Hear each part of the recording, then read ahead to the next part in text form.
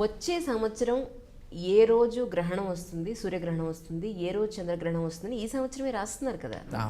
So మరి అదెలా రాయగలుగుతున్నారు? నిజంగా గనక గ్రహాలు లేదు మన ఈ ఏమంటారు సంవత్సరం మొత్తం రాసే ఈ పుస్తకాలు కానివ్వండి, జ్యోతిష్యం కానివ్వండి, అసలు ఇది లేదు అని అనుకుంటే మరి ఈ రోజు సూర్యగ్రహణం వస్తుంది, ఈ రోజు చంద్రగ్రహణం వస్తుంది, ఎలా చెప్పగలుగుతున్నారు?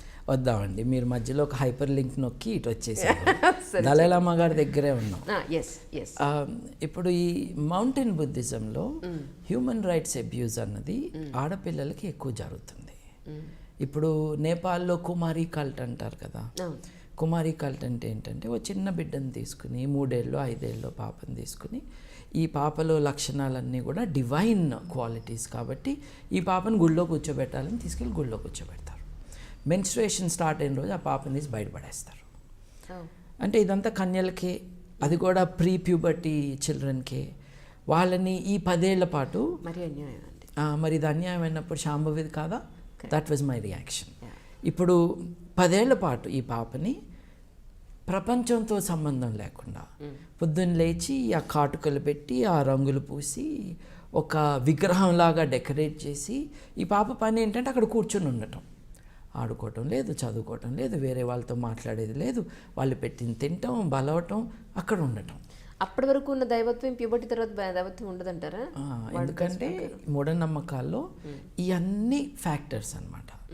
Primary victims of any kind of superstition almost by default are women, whatever age, చిన్న బిడ్డ నుంచి పెద్ద వరకు. శాంభవి కేసులో కూడా వజ్రాయన బుద్ధిజం యొక్క victim Shambhavi. So this is my analysis. What is my strategy? 2 ఉన్నాయి. ఒకటేమో పాప హక్కులు కాపాడాలి, బట్ ఇవి నిజంగా పాప హక్కులు అని చెప్పడానికి ఏమి జరుగుతుందో అర్థమయ్యేటట్టు చేయాలి. So I had a dual mission of mass education and persuasion and legal action. Legal action is against the guardians of Shambhavi, the media. But equally important is mass education. మళ్ళీ ఇట్లాంటి స్టోరీ రాకూడదు. సడన్గా ఏమవుతుందంటే దీన్ని oppose చేయకపోతే మళ్ళీ పుట్టాను ఇంకోటి వస్తాడు. ఎగ్జాక్ట్లీ. ఇప్పుడు శాంభవి నేను నాగార్జునతో, ఆచార్య నాగార్జునుడితో మాట్లాడాను అనగానే నేను అప్పుడు ఐ న్యూస్లో it was wonderful discussion going on. దాంట్లో ఒక ఆయన ఫోన్ చేశాడు వైజాగ్ నుంచి, నేను బుద్ధుడితో మాట్లాడాను అన్నాడు. అంటే ఇట్లా ఈ దమాక్లెస్ పీపుల్ అందరూ బయటకు వస్తారనమాట ఇట్లాంటి పిచ్చి భావనలు వచ్చినప్పుడు. అవునా, బుద్ధుడితో మాట్లాడావా? నువ్వు ఏ భాషలో మాట్లాడావు బుద్ధుడితో అన్నా. ఈయన తెలీదుగా, బుద్ధుడి భాష ఏంటో ఈయన తెలీదుగా. అంటే మెంటల్ వాడికి ఇవన్నీ తెలవాలని లేదు. ఒక ఉన్మాదం లాగా, ఒక హిస్టీరియా లాగా స్ప్రెడ్ అయిపోతుంది అనమాట. టక జనాలు వచ్చేసారు. నేను కూడా ఇంతకుముందు వేరే జన్మలో ఉన్నాను. ఎగ్జాక్ట్లీ, అవన్నీ ఆపాలి. సో మాస్ ఎడ్యుకేషన్, ఇది కాదబ్బా, నిజంగా నీకు ఇట్లా అనిపిస్తే ఇదిగో సైకియాట్రిస్టులు వీళ్ళు ఉన్నారు, ఈ మందులతో తగ్గుతుంది, వాళ్ళు మామూలు మనుషులు అయిపోతారు. అంటే మెంటలీ ఆల్ రైట్ కాని వాళ్ళ పట్ల మనం కోపం చూపించకూడదు. We have to help them. ఇప్పుడు ఒక రూమ్లో కూర్చుని కనపడిన వాళ్ళతో మాట్లాడుతూ చాలామంది ఉంటారండి. వాళ్ళకి హెల్ప్ చేయాలా మనం? We have to do it. నేను చచ్చిపోయి మళ్ళీ పుట్టానని ఒక ఆయన అంటాడు, హెల్ప్ చేయాలి కదండి, వాళ్ళని తిట్టి కాదు కదా అది. సో ఆ బిలీఫ్ని అడ్రెస్ చేయాలి. ఒక్క నెల రోజుల మందుల తర్వాత బాగా అయిపోతున్నారు వీళ్ళు, అంటే జబ్బున్నట్టే కదా. So we have to do this. వీళ్ళని మీడియాలో స్టూడియోలో కూర్చోబెడితే ఎట్లా? మీరు నన్ను అడిగారు మీడియా రోల్ ఏమిటి అని.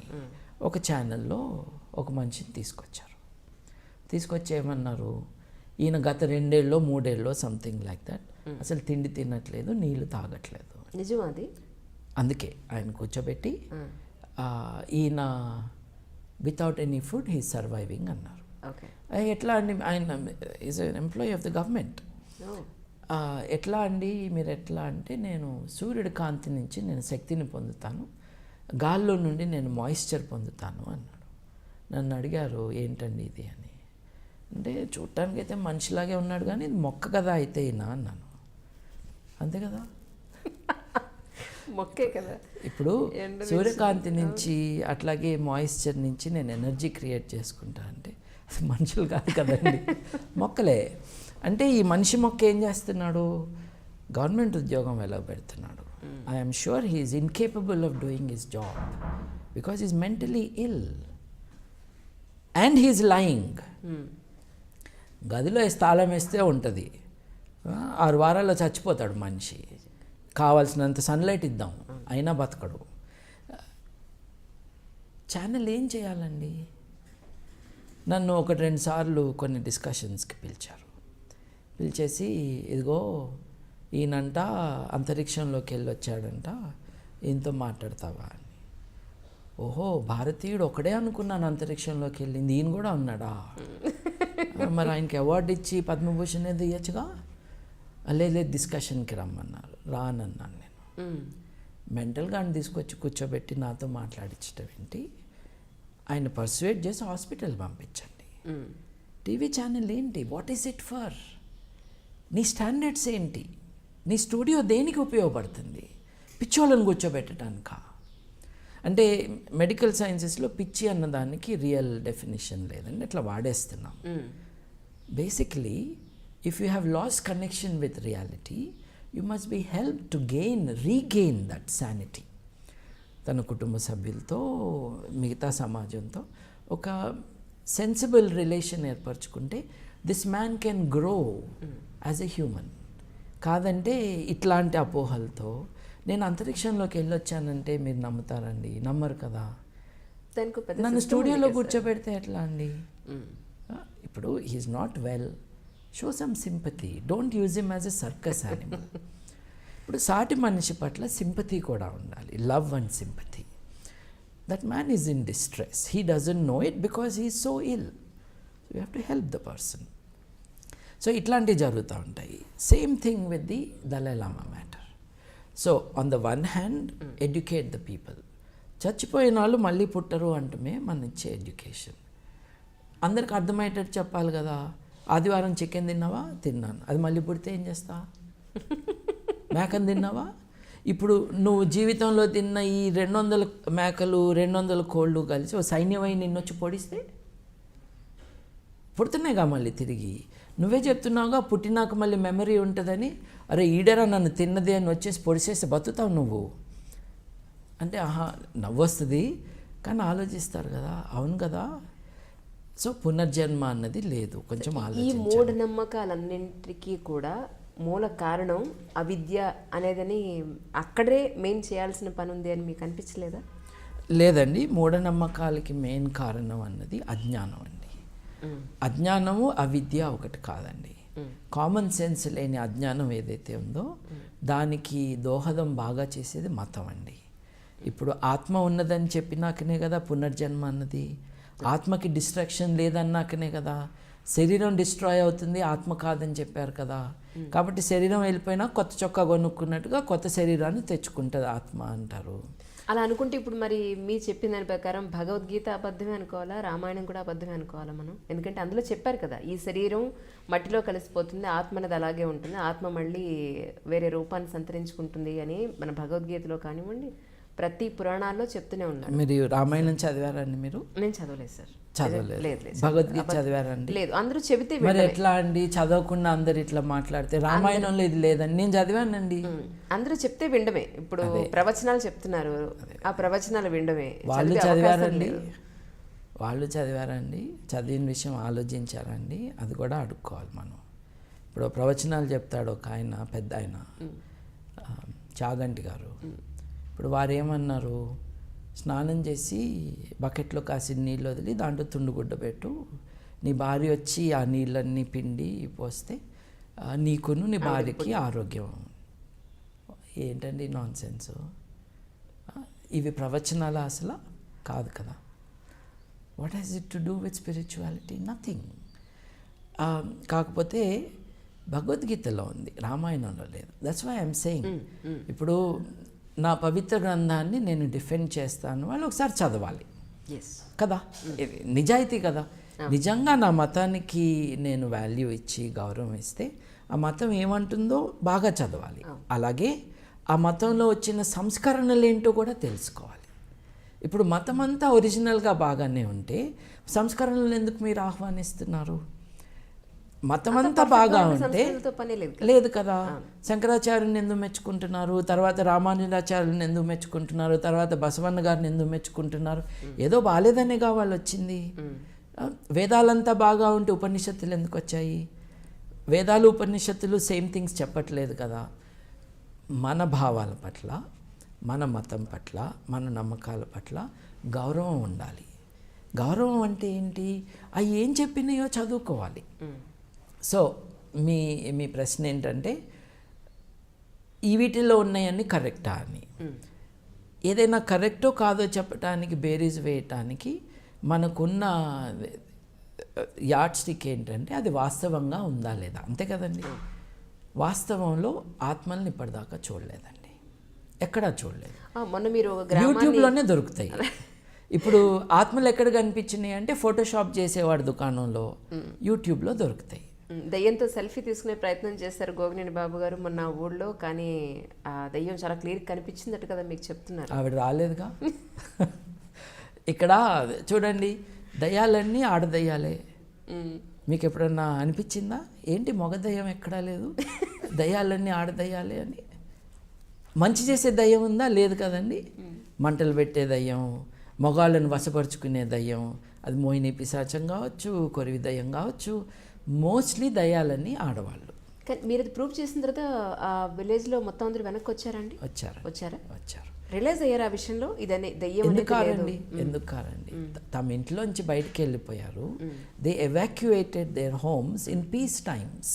కానీ అది మాత్రం మెచ్చుకోవాల్సిన విషయం సార్. మీ విషయంలో ఒక పొలిటికల్ పార్టీ చేయలేకపోయింది, ఒక అధికారంలో ఉన్నవాడు చేయలేకపోయారు, ఒక మతస్థులు చేయలేకపోయారు, మీరు మాత్రం అచీవ్ చేశారు. ఎందుకంటే దెయ్యం ఉందన్న భయానికి గ్రామం మొత్తం ఖాళీ చేసి వెళ్ళిపోతే మీ మాట మీద మీరు అక్కడ ఒక నైట్ 2 నైట్స్ అక్కడ వన్ నైట్ ఉండి దాన్ని మీరు ప్రూవ్ చేసి ప్రజలందరినీ మళ్ళీ నమ్మించి వాళ్ళ ఇళ్ళకి వెనక్కి తీసుకురావడం అంటే చాలా పేషెన్స్తో కూడుకున్న విషయం. అసలు ఎంత ఎనర్జీ కావాలి. ఇట్ ఈజ్ ఆల్సో ఫన్ అండి. అండ్ నేను ఒక్కనే కాదండి, 25 మంది యంగ్స్టర్స్ వచ్చారు, కొంతమంది ఏజ్డ్ పీపుల్ వచ్చారు, 70 ఏళ్ళు నిండిన వాళ్ళు, దాసరి విజయానంద్ గారు, అంటే పేర్లు చాలా చెప్పచ్చు నేను, కృష్ణారావు గారు, మూర్తి గారు, వీళ్ళందరూ కూడా they are not 50 or 60, they are beyond that. వాళ్ళు కూడా వచ్చారు. ఎందుకు వచ్చారు? దయాన్ని చూడటానికి వచ్చారు కాదే. ఇవన్నీ లేవు అని చెప్పి ఎవరిళ్ళకి వాళ్ళని రప్పించడానికి వచ్చారు. చూడండి, బజార్లో గోలగా ఉంది, రక్షణ కోసం ఇంట్లోకి వెళ్తామండి. మన ఇంట్లో తలుపేసుకుంటే వీఆర్ సేఫ్ అనుకుంటాం. అట్లాంటిది ఇంట్లో డేంజర్ ఉందని ఇంట్లోంచి పారిపోయిన వాళ్ళు వీళ్ళందరూ. It's a social disaster, it's a terrible situation. అంటే వీటన్నిటికీ కూడా ఇందాక నేను మీతో ఈ విషయం గురించి మాట్లాడుతున్నప్పుడు గుర్తు చేశాను. బ్యాడ్ ఎఫెక్ట్స్ తీసుకొచ్చే గ్రహం శని గ్రహం. దానికి శూద్ర కులం అంటే కులాన్ని తీసుకొచ్చారు. నిజంగా ఒక దయ్యం ఉందనుకున్నాం, ఆ దయ్యం ఆడదయ్యం, ఆడవాళ్ళ పట్ల ద్వేషం. You see the components into this belief. నువ్వు మూఢనమ్మకాలకు వ్యతిరేకమా అంటే నో, కల్చరల్ బ్యాక్వర్డ్నెస్కి వ్యతిరేకం. ఈ కల్చరల్ ఐడియాస్ అన్నిటినీ కూడా మూఢనమ్మకాల్లో you see the strongest expression of that. ఎదుర్కోవాలి కదండి. మరి ఇంకేదైనా నమ్మండి మీరు, ఆడ మొగ ఈక్వల్ అన్న వాళ్ళు ధర్నా చేసి మాకు మొగదయ్యాలు కూడా కావాలని అడగాలి. లేకపోతే ఎట్లా అండి? ఇన్ఈక్వాలిటీ కాదు ఇది, సమానత్వం కావాలి కదా అందులో కూడా. సో ఈ నమ్మకాలన్నిటినీ కూడా we have to challenge and question. ఎందుకు? To improve our lot. ఇప్పుడు ఇట్లాంటి ప్రశ్నలు వేసుకున్న కారణంగానే వేరే సమాజాలు ముందుకెళ్ళినాయి. మనం 200 దేశాలు, రఫ్లీ 200 దేశాలు ప్రపంచంలో ఉంటే మనం 146లో ఎందుకున్నాము? నెంబర్ 1లో ఎందుకు లేము? 146లో ముందు వెనక చూసుకుంటే ఆఫ్ఘనిస్తాను, రువాండాను, నైజీరియాను, పాకిస్తాను, బంగ్లాదేశ్ ఉన్నాయండి మన చుట్టుపక్కల. జియోగ్రాఫికల్గానే కాదు, కల్చరల్ అచీవ్మెంట్స్లో, హక్కుల విషయంలో, మన స్టాండర్డ్ ఆఫ్ లివింగ్లో, ఈ హ్యూమన్ డెవలప్మెంట్ ఇండెక్స్లో మనం వెనుకబడి ఉన్నాం. మనం ఎంతకాలం అబద్ధాలు చెప్పుకుంటాము, మనం చాలా గొప్ప దేశము, మనల్ని కొట్టే దేశం లేదు, మనం నాలెడ్జ్ ఎకానమీ అని. ఇప్పుడు 65% of the country is literate, అంటే 35% ఈజ్ నాట్. That's true. దాని అర్థం ఏంటో తెలుసా అండి? భారతదేశానికి స్వాతంత్రం వచ్చినప్పుడు 33 కోట్ల మంది మనకి జనాభా. ఇవాళ భారతదేశంలో 33 కోట్ల మంది కంటే ఎక్కువ మంది నిరక్షరాస్యులుగా ఉన్నారు. అంటే ఈ 70 ఏళ్లలో మనం founding of the nation as a political independent entity ఎంత జనాభా ఉందో అంతకంటే ఎక్కువ మంది నిరక్షరాస్యుల్ని తయారు చేసుకున్నాము. ఎవరి ఫెయిల్యూర్ అంటారు మీ ఉద్దేశ ప్రకారం? ఇది చాచా నెహ్రూ గారి first responsibility should have been to put everyone in school. ఆయన చాలా చేశారు. He defined India, he laid its foundations. కానీ ప్రతి పిల్లవాడిని స్కూల్కి పంపించాలి అన్న విషయంలో ఆయన కరెక్ట్ ఎంఫసిస్ పెట్టలేదు. ఇప్పుడు పాపులేషన్ కంట్రోల్ గురించి మాట్లాడుతూ ఉంటారు. బెస్ట్ కాంట్రాసెప్టివ్ ఈజ్ ఎడ్యుకేషన్ అని చెప్పారు. కరెక్ట్. చదువుకుంటే ఆ ఇంట్లో 10 మంది పిల్లలు పుట్టరు, 2-3 పుడతారు. It is the best contraceptive. It is the experience of the world. అది చేయలేదు, ఇది చేయలేదు. ఆయనేమో మినిస్టర్గా రాజ్కుమారి కౌల్ అండి, అమృత్ కౌల్ ఐ థింక్, ఆవిడని పెట్టుకున్నారు. ఆవిడ Catholics do not believe in birth control. దేవుడిచ్చిన పిల్లల్ని మనం వద్దంటమేంటి? ఇట్లా చేసి ఆవిడ ముందుకు తీసుకెళ్ళనివ్వలేదు. నెహ్రూ గారికి ఒక కుమార్తెని, కానీ ఆయన దీనిపైన పెట్టాల్సిన ఎంఫసిస్ పెట్టలేదు. So this has been a disaster. మీరు చెప్పిన దాని ప్రకారం అంటే ఇందాక మనం అక్కడ మధ్యలో ఆగిపోయినట్టున్నాం. దలైలమ్మ ఆయన అక్కడే కూర్చోబెట్టాం, దలైలమ్మ గారు మళ్ళీ వెళ్ళాలి ఆయన దగ్గర. వెళ్ళాలి. అది మీరు కన్క్లూడ్ చేసేస్తే నెక్స్ట్ దానికి వెళ్దాం. అంటే దలైలమ్మ దగ్గర యాక్చువల్లీ ఆయనతో మీకున్న అబ్జెక్షన్ ఏంటి? అదే ఇప్పుడు అంటే ఆయన అక్కడ కొండ మీద వదిలేసాము టిబెట్లో. ఆయన పట్ల ఉన్న ఈ బ్లైండ్ బిలీఫ్ ఎట్లా ఉండేదంటే, Tibet was a feudal nation. దేన్నైతే మనం వదిలేద్దాము అని అనుకున్నాము కొన్ని వందల సంవత్సరాల క్రితం భారతదేశంలో ఉండేదో, ఆ ఫ్యూడల్ వ్యవస్థలో ఆయన మలమూత్రాలను కూడా పవిత్రంగా భావించే దేశంలో ఆయన రాజు. Is a religious leader and also a temporary. ఇప్పుడు ఎలా ఉంది సార్ పరిస్థితి అక్కడ? వస్తున్నానండి. ఆయన అక్కడి నుంచి ట్యాక్సీలు కట్టమన్నప్పుడు ఆయన అక్కడి నుంచి పారిపోయి మన దేశం వచ్చాడు. కేవలం అదే కాదు, చైనా దురాగతాల్లో టిబెట్ ఆక్యుపేషన్ కూడా ఒకటి. Okay. China has occupied Tibet. It need not have, it should not have. అది జరిగింది కదండి. అప్పుడు టిబెట్ యొక్క స్వాతంత్రం కోసం a wonderful representative was Dalai Lama. ఆయనకి గ్రేట్ పబ్లిక్ రిలేషన్స్, బాగా నవ్వుతాడు. There is a presence about him which is impressive. కాకపోతే ఆయన మతరాజ్యాన్ని స్థాపిస్తాడు కానీ డెమోక్రసీని స్థాపించడు. ఒకటి అదైతే, దలైలామా అనే ఆయన అందరూ బుద్ధిస్టులకి రిప్రజెంటేటివ్ కాదు అన్నది ఒక విషయం.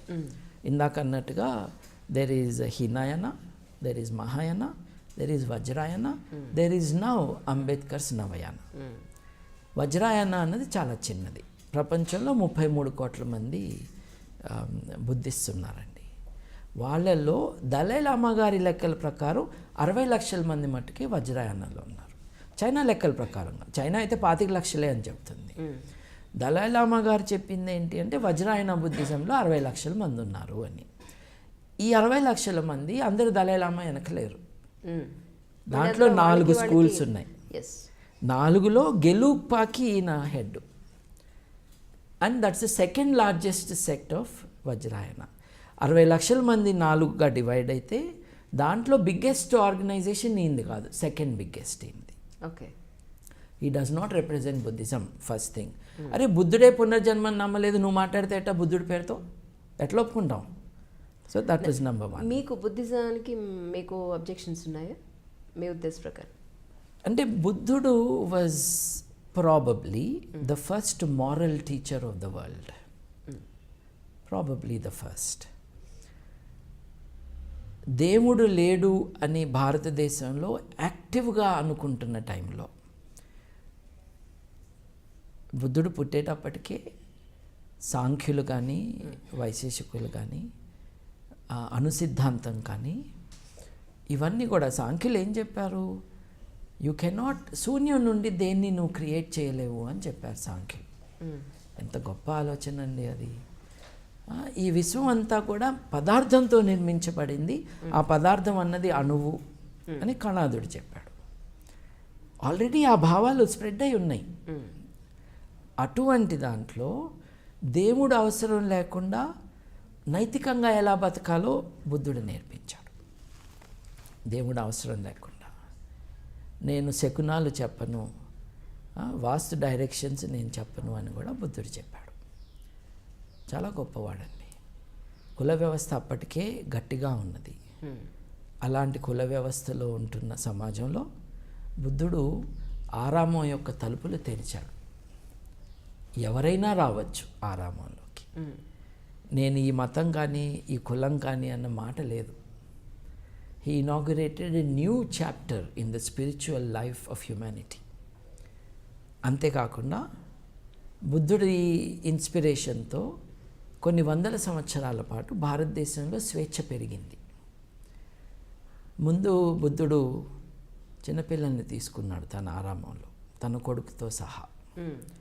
బుద్ధుడు తండ్రి వచ్చి, తప్పు కదా, ఇళ్లలో పిల్లలందరినీ నువ్వు తీసుకెళ్తే ఇల్లు ఎట్లా నడుస్తాయి అని చెప్తే 14వ ఏట దాకా ఎవరు రాకూడదు అని చెప్పాడు ఆయన. ఆలోచించలా, మనిషే కదా ఎంత గొప్పవాడైనా, ఆలోచించలా. అట్లాగే ఆడవారిని రావద్దు అన్నాడు, తర్వాత ఒప్పుకున్నాడు. He also grew. So he's an extraordinary man. పునర్జన్మను ఆయన నమ్మలేదు, ఆయన తర్వాత తీసుకొచ్చారు దాంట్లోకి. ఇన్నేళ్ళ మీరు పుట్టి ఇన్ని సంవత్సరాల్లో మీకు ఎప్పుడు అనిపించలా భగవంతుడు అనేవాడు ఉన్నాడు అని మీకు ఎప్పుడు అనిపించలేదా?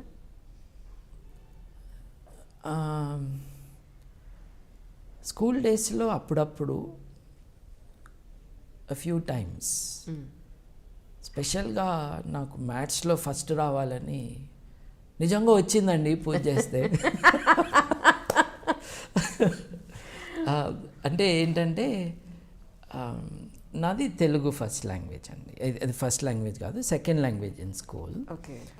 స్పెషల్ ఇంగ్లీష్ పిల్లలు ఉండేవాళ్ళు మా స్కూల్లో, వాళ్ళేమో ఇంగ్లీష్ చేసేవాళ్ళు. సో తెలుగులో మ్యాక్సిమం మార్క్స్ 60-65 వస్తాయండి. స్పెషల్ ఇంగ్లీష్లో 75-80 వస్తాయి. సో వాళ్ళకి అక్కడ 15 మార్కులు అడ్వాంటేజ్ ఉండేది. తర్వాత హిందీ, మనకేమో హిందీ బాగా రాదు. పైగా మా నాన్నగారేమో ఇంపోజిషన్ ఆఫ్ హిందీకి వ్యతిరేకులు. ఓకే. చక్రవర్తి రాజగోపాలాచారి గారి ఇన్స్పిరేషన్ ఆయనకి. సో ఒక జాతి మీద, ఒక కమ్యూనిటీ మీద ఒక భాషని రుద్దటం అన్నది తప్పు. కాబట్టి హిందీ ఇంపోజిషన్ ఉండకూడదు. ఓకే. తమిళనాడులో హిందీకి వ్యతిరేకంగా చేసిన ఉద్యమానికి చక్రవర్తి రాజగోపాలాచారి, రాజాజీ గారి స్టాన్స్ వాజ్ ఫండమెంటల్. ఆయన ఇన్స్పిరేషన్తోనే కదా మీ పేరు కూడా రాజాజీ, నా పేరులో కూడా పెట్టారు. చూశాను సార్ మీద. ఓ పక్కన పెరియార్ గారి యాజిటేషన్ నడుస్తూ ఉన్నాయి. రాజాజీ గారిది యాజిటేషనిస్ట్ కాదు, ఆయన భావాలు. He was one of the most powerful minds of India ever in that last century. So ఆయన మాటలు అవి మా నాన్నగారి లైఫ్లో ఇన్ఫ్లుయెన్స్ అనమాట. సో హిందీ ఏంటి, నేర్పించటం ఏంటి, అవును కదా హిందీ ఏంటి, మనం ఎందుకు నేర్చుకోవాలో నేను హిందీ క్లాస్లో అనుకోవటం. సో హిందీలో ఎక్కువ మార్కులు వచ్చాయి కాదు. అందరికీ 80 వస్తేనో 70 వస్తేనో నాకు ఇంకో 10 మార్కులు తగ్గాయి. అక్కడ స్పెషల్ ఇంగ్లీష్లో 15 మార్కులు ఎక్కువ వస్తున్నాయి వాళ్ళకి. మళ్ళీ ఇక్కడ హిందీలో కూడా 15, వాళ్ళ మదర్ టంగ్ అది, వాళ్ళు వస్తున్నాయి. ఈ 25 మార్కులు డిఫరెన్స్ ఉంది మనకి. ఇక లెక్కల్లోనే మనం ఇది చేయాలి. కాబట్టి మనం దేవుణ్ణి ప్రార్థించేస్తే ఈ 20 మార్కులు ఇచ్చేస్తాడేమో ఆయన అని సీరియస్గా 8th క్లాస్లో బాగా ప్రార్థన చేసేస్తే ఫస్ట్ ర్యాంక్ నాకు వచ్చేసిందండి. అట్లా చిన్నపిల్లలుగా ఉన్నప్పుడు ఇప్పుడు అనిపించలేదు. నెవర్